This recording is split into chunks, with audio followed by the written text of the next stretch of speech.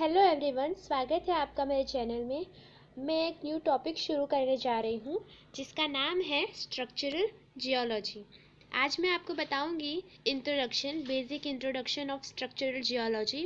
और अगर आप चाहे तो मैं स्ट्रक्चरल जियोलॉजी के ऊपर पूरी सीरीज़ बना सकती हूँ जिसमें इसके सारे कॉन्सेप्ट इंक्लूड होंगे।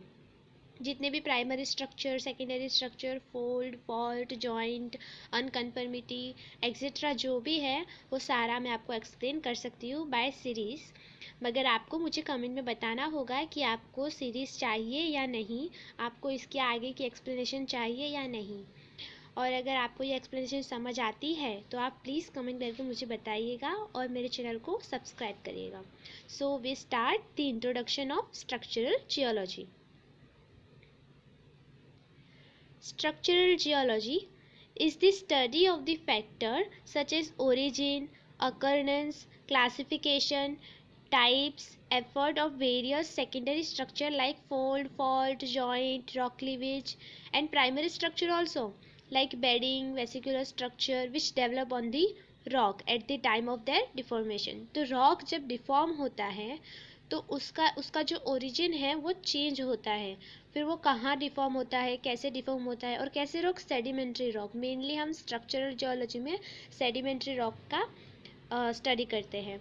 उसमें हमें क्या देखना होता है, जो वेरियस स्ट्रक्चर, जब वो रॉक डिफॉर्म होता है तो उसके ऊपर वेरियस स्ट्रक्चर डिफॉर्म होते हैं जिसमें कुछ प्राइमरी स्ट्रक्चर है जैसे कि fold, fault, joint, rock cleavage, ये सारे। और primary structure like bedding, vesicular structure, ये सारे हम पढ़ेंगे किसमें, deformation of sedimentary rock in structural geology. Structural geology deals with the deformation of the rock after their formation. Sedimentary and igneous rock may remain undisturbed or they are deformed to different degrees. अब ऐसा तो ज़रूरी नहीं है कि deformation है वो सिर्फ सेडिमेंट्री रॉक में ही होगा।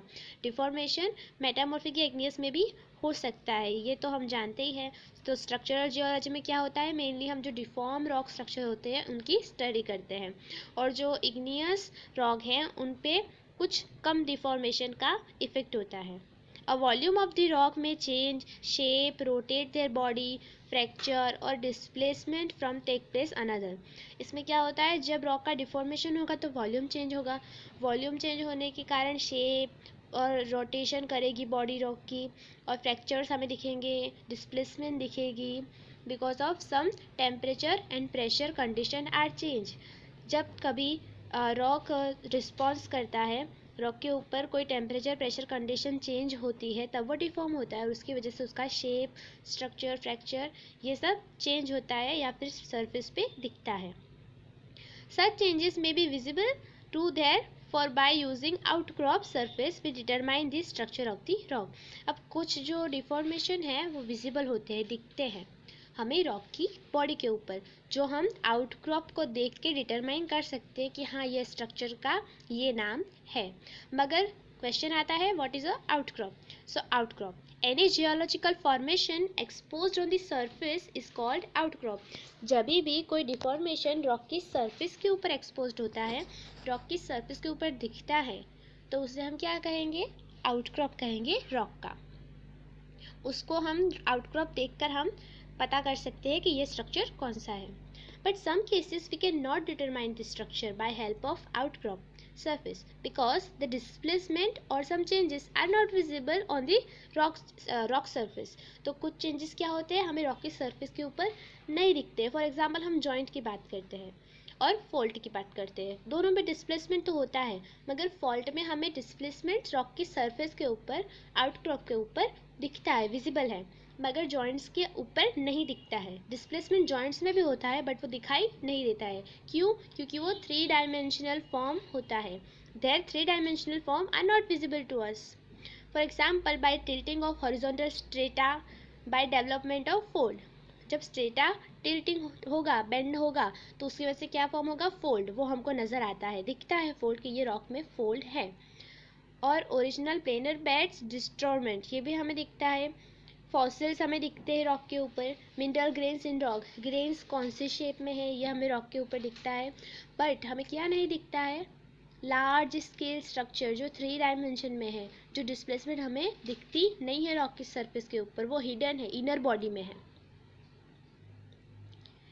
If they are visible to us we determine the structure by outcrop surface, ये तो पता है.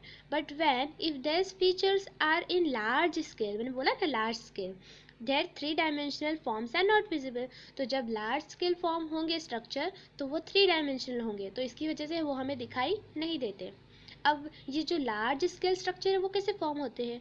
जैसे कोई बड़ा रॉक है तो छोटे छोटे छोटे छोटे स्ट्रक्चर एक साथ धीरे धीरे पूरे रॉक में फॉर्म होते हैं और वो पूरे छोटे छोटे स्ट्रक्चर मिक्स होकर एक लार्ज स्केल स्ट्रक्चर बनाते हैं.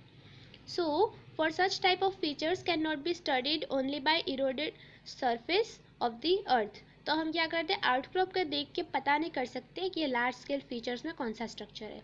बट हम जब इरोडेड सरफेस देखते हैं, उसकी जो सरफेस डिफॉर्म हुई है उसके अंदर इनर सरफेस, तो हमें पता चलेगा. बट ये सरफेस हम देखेंगे कैसे?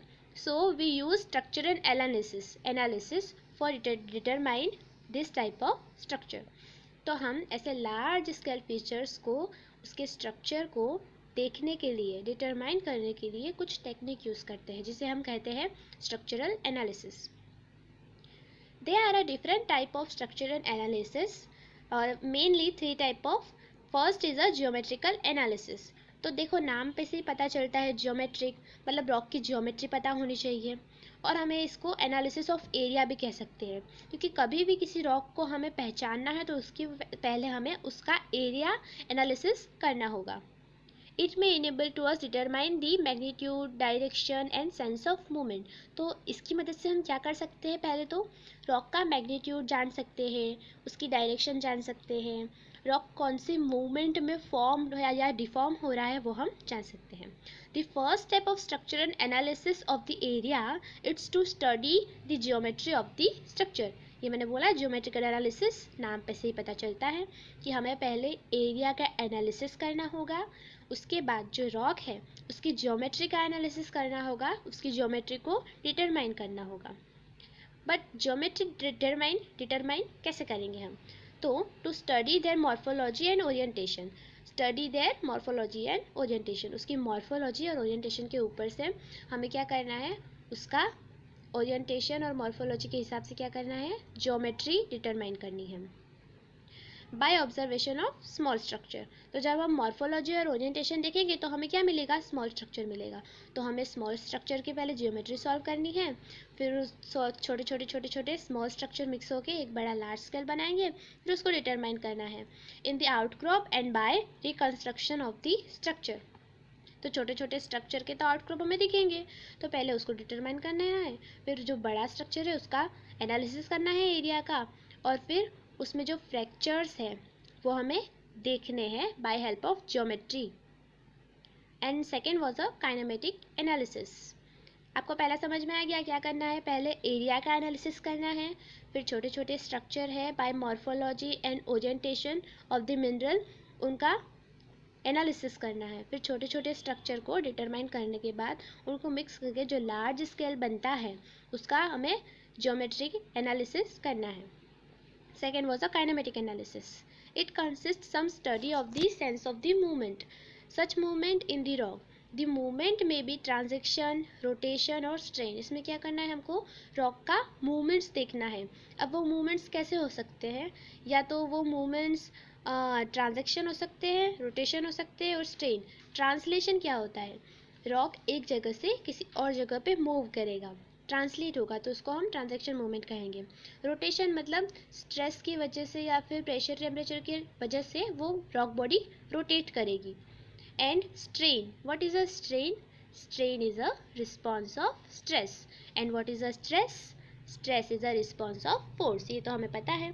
अ kinematic analysis done only after through study of the geometry of the structure. देखो हमने पहला जो पढ़ा था geometry analysis and second was a kinematic, दोनों में ही हमें सबसे ज़्यादा इम्पॉर्टेंट है रॉक की ज्योमेट्री. जब तक हम उसकी ज्योमेट्री की स्टडी नहीं करते तब तक हमें उसका एनालिसिस नहीं पता चलेगा. Third and last, third was a dynamatic analysis या फिर dynamic analysis. It is a study of the determine the stress which in the mass of the rock or the force. It is a boundary. ये एक boundary type होती है और rock का हमें जो मास है वो डिटरमाइन करना होता है. This is usually attempted when an elastic deformation of the rock is followed by fracturing. जब इलास्टिक डिफॉर्मेशन होगा रॉक का और उसमें फ्रैक्चर्स दिखाई देंगे तभी हम डायनेमिक एनालिसिस कर सकते हैं. The behaviour of the rock during permanent deformation is complex. अब हमें क्वेश्चन उठता है कि what is the elastic deformation and permanent deformation. So first is the elastic. When we stretch the rock body by help of force and the shape of the rock will be changed. When we release the force, the shape of the rock body will be moved to their original shape. वो पहले अपना original shape में वापस चला जाता है जब हम फोर्स को रिलीज करते हैं. तो पहले शेप चेंज होगा बाय हेल्प ऑफ फोर्स. बाद में जब हम फोर्स रिलीज करेंगे तो उसका शेप ओरिजिनल शेप में चला जाएगा जो पहले था वही. तो उसको हम क्या कहेंगे? Elastic deformation. तो उसमें हम क्या यूज़ करेंगे? Dynamic analysis. बट अगर रॉक का बिहेवियर परमानेंट डिफॉर्म हो जाता है, जैसे कि हमने रॉक को स्ट्रेच किया, उसका शेप चेंज हुआ और अब जब हम रॉक में फोर्स रिलीज़ करेंगे तब भी वो अपने ओरिजिनल शेप में नहीं जाता है, तो उसको क्या कहेंगे हम? Permanent deformation. तो इट्स अ कॉम्प्लेक्स. इसमें हम डायनेमिक एनालिसिस यूज़ नहीं कर सकते. Rock at the depth do not behave like Newtonian liquid in which stress proportion of the strain rate. क्या बोला है? रॉक जब डेप्थ में होता है तो न्यूटोनियम लिक्विड मतलब क्या? जो ऊपर से नीचे आए वो नहीं होता है. रॉक का जो लिक्विड है वो नीचे से ऊपर, डेप्थ से ऊपर आता है. A dynamic analysis cannot be made from the geometry or kinematic.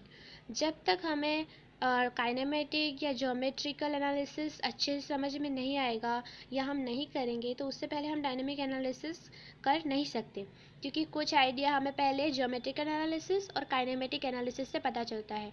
जब हम ये दोनों कर लेंगे सो फाइनली हम थर्ड स्टेज डायनेमिक एनालिसिस कर सकते हैं, अदरवाइज कुछ फ़ायदा नहीं है. Therefore, major field of the structural geology devoted to a study of behavior of different type of rock under stress at high temperature and pressure in lab. इसीलिए कुछ जो geometrical analysis होता है वो कैसे होता है? स्ट्रेस जिस रॉक पे ज़्यादा होता है वो ज़्यादा डिफॉर्म होता है, तो ऐसे ज़्यादा डिफॉर्म हुए रॉक के ऊपर हम ये सारे एनालिसिस करते हैं. और जो ज़्यादा डिफॉर्म होता है वही तो हमें नहीं दिखता है सरफेस पे. Apart from their three aspects, geometrical, kinematic and dynamic structure geology also concerned with the evolution of the structure. Yes, evolution मतलब बदलाव. जब तक रॉक में कुछ बदलाव नहीं आएगा, अब डिफॉर्मेशन होगा तो बदलाव तो आएगा, तो वो बदलाव ही हमें पढ़ना है, स्टडी करना है. The evolution of the rock और रॉक स्ट्रक्चर, तो वो हमें कहाँ पढ़ना है? 3 एनालिसिस में, जियोमेट्रिकल, काइनेमेटिक एंड डायनेमेटिक. सो हमारा ये इंट्रोडक्शन है जो शॉर्ट वो ख़त्म होता है. आई होप आपको समझ आया होगा. अगर आपको कुछ नहीं समझ आता है आप मुझे कमेंट बॉक्स में बताइए. और मैं आपको बताना चाहती हूँ कि इसके बाद हम जो स्ट्रक्चर्स हैं उन पे ज़्यादा फोकस करेंगे, फोल्ड, फॉल्ट, जॉइंट, ये सारे. तो नेक्स्ट जो टॉपिक होगा वो हमारा होगा प्राइमरी स्ट्रक्चर और सेकेंडरी स्ट्रक्चर. सबसे पहले हम लेंगे सेकेंडरी स्ट्रक्चर जो है फोल्ड, फॉल्ट, जॉइंट्स वगैरह. तो आप मुझे बताइए कमेंट में कि आपको आगे की सीरीज़ चाहिए या नहीं. And thank you so much for watching my video and subscribe my YouTube channel. Thank you.